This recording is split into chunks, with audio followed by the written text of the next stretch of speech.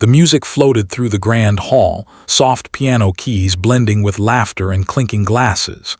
Everyone looked beautiful, dresses shimmering, suits sharp and polished. It was the kind of wedding that felt like a fairy tale. Yet, in the corner near the farthest table, where the light dimmed and shadows lingered, sat a woman who didn't quite fit into the rhythm of the celebration. Her name was Elena Carter. CEO of one of the fastest-growing tech companies in the city, she was known in the business world for her sharp mind, unmatched determination, and ability to turn nothing into everything. But tonight, Elena wasn't the powerful executive. Tonight, she was just a woman in a sleek black dress, her wheelchair parked neatly beneath the round table where no one else had chosen to sit. Her smile, though perfectly practiced, was faint and fragile. She kept her hands folded on her lap, watching the swirl of guests around her. Friends danced, families posed for photos, couples whispered inside jokes over champagne.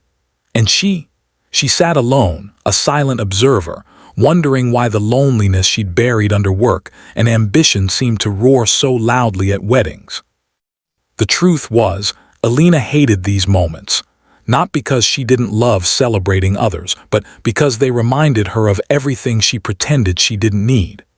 She had built an empire, but love, companionship, a hand reaching for hers, those felt like luxuries not meant for someone like her. At least that's what life had taught her. Across the hall, however, a pair of eyes kept glancing her way.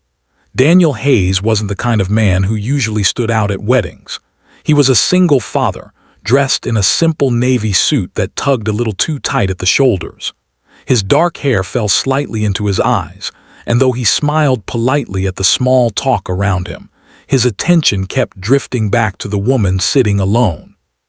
Something about her presence struck him.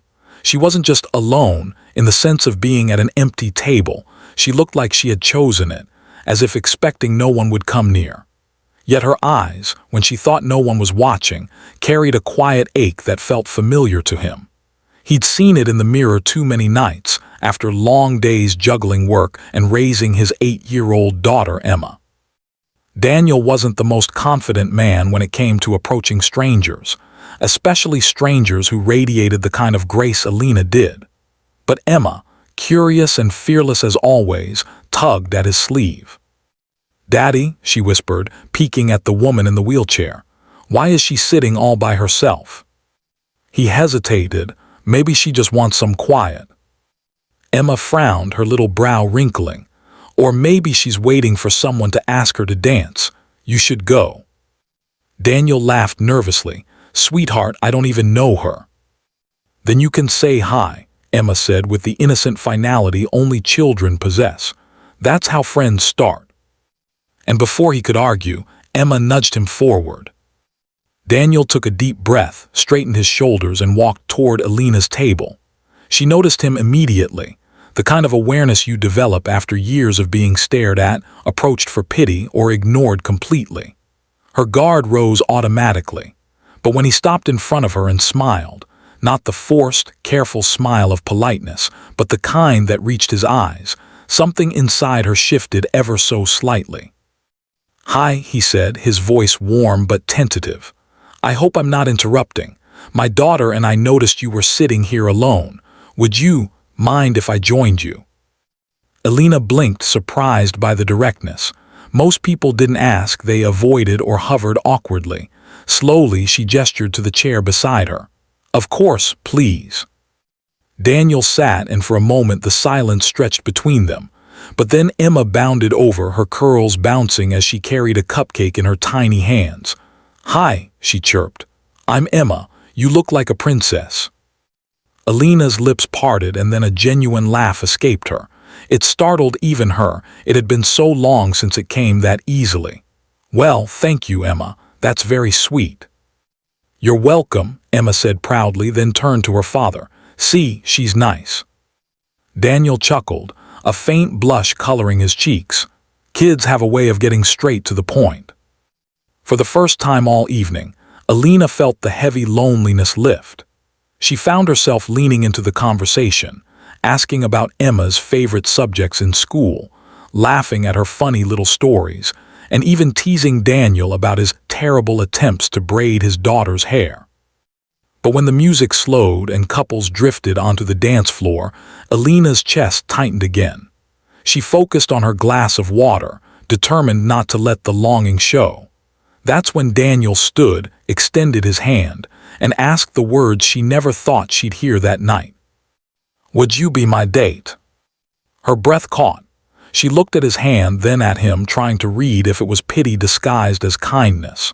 But his gaze was steady, his smile genuine, and there was no trace of pity, only sincerity. Her instinct was to refuse, to protect herself from the sting of hope. But Emma's eager eyes sparkled with anticipation, and for once, Alina didn't want to be the woman who said no. She hesitated, then smiled softly. "I'd love to." He helped her wheel closer to the dance floor, then crouched down so their eyes were level. He didn't treat her like she was fragile. He didn't make a show of it. Instead, he moved in rhythm with her, swaying gently as if the rest of the world had faded away. For the first time in years, Alina felt like more than her chair, more than her loneliness. She felt seen. As the night unfolded, laughter bubbled between them. Daniel told her about his struggles and joys as a single dad. Alina shared pieces of her journey, how an accident years ago had left her in the chair, how she had thrown herself into work to drown out the rejection and whispers. Daniel listened without flinching, and when she admitted the loneliness she carried, he only nodded and said quietly, "I know what that feels like." It wasn't grand gestures or poetic words that made the night unforgettable. It was the small things, the way he didn't hesitate to push her chair when the ground was uneven, the way Emma leaned against Alina as though she'd known her forever, the way his eyes softened every time he looked at her. By the end of the wedding, Alina didn't just feel like she'd gained a dance. She felt like she'd found a beginning. As the guests started leaving, Daniel walked her out, Emma skipping ahead with the bouquet she'd caught. Under the twinkling string lights, he paused and turned to Alina. "I don't know what this could mean for us," he admitted a little shyly, "but I'd really like to find out if you'd let me." Alina's heart swelled. For so long, she had built walls to keep people out, afraid of being defined only by her chair, her power, or her scars. But here stood a man who saw none of those as limitations, only as pieces of who she was. With a smile that felt freer than anything she'd worn in years, she answered, "I'd like that too." As Daniel reached for her hand, warm and steady, Alina realized something she hadn't dared to believe before. Love wasn't about being perfect or unbroken.